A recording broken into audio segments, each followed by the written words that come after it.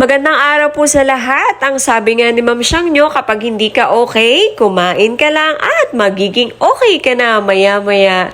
So ito po ang ganap natin ngayon.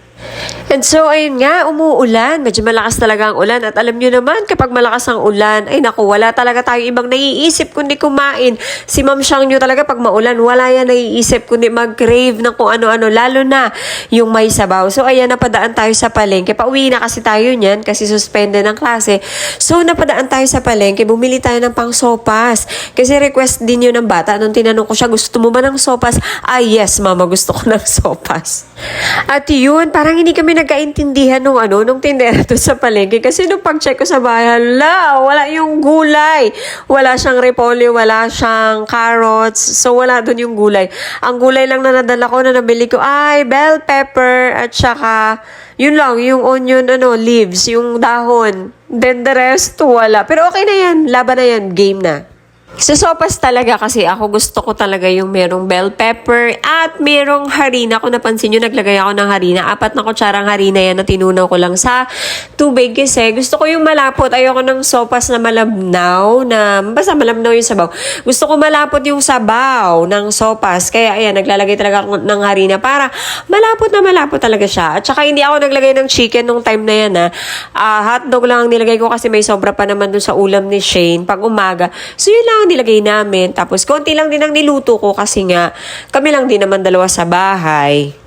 So, kung napansin nyo, hindi ko na pinakita kung paano ko ginisa yung mga sibuyas tsaka bawang Hindi ko na talaga siya napakita kaya hindi na videohan ng bata. Yung pagkulo-kulo na lang ng tubig. So, ayun, ang gatas pala nilalagay ko agad yan kapag naglagay ako ng pasta kasi gusto ko rin naluto yung gatas. Hindi ayoko ng sopas na parang bago lang nilagay yung gatas nung tapos na siyang lutuin. Gusto ko yung naluluto din talaga siya kasabay nun ng pagkulo-kulo ng sabaw. So, kung napapansin nyo po talaga dyan, napapaso ako kasi nga, mainit pa talaga, hindi ko natatansya. Tsaka nagugutom na kasi ako. Alam nyo yun, yung parang maaga pala nag-crave na ako. Tapos, ayan, nagugutom na ako. Hala, tsaga-tsaga kahit mainit. At tsaka, yung mga ang sopas po, masarap kapag mainit pa. Kapag malamig na, hindi na ako nasasarapan. Kaya, mas gusto ko talaga kinakain ng sopas kapag mainit pa. Tsaga-tsaga lang talaga doon sa init. Wala nang ihip-ihip pa. Gutom na ako si Shane pala, nakadalawang mangkok yan siya. Kasi paborito niya talaga yan, ng sopas pag ako'y nagluluto. Kasi nga, yun, dahil naglalagay ako ng harina, mas malapot talaga siya. Mas gusto niya yung ganon. So, na-miss na naman namin si Kuya, wala siya today. At saka hindi siya makakauwi ngayong linggo. Paborito niya din to. Tapos wala din si Papa, kasi si Papa ay nasa Manila, pauwi pa lang siya bukas. So, kami lang talaga dalawa, tsaga-tsaga. So, ayan, magsabay-sabay kayo mag-crave sa may sabaw. Yun lang po ang ganap natin today.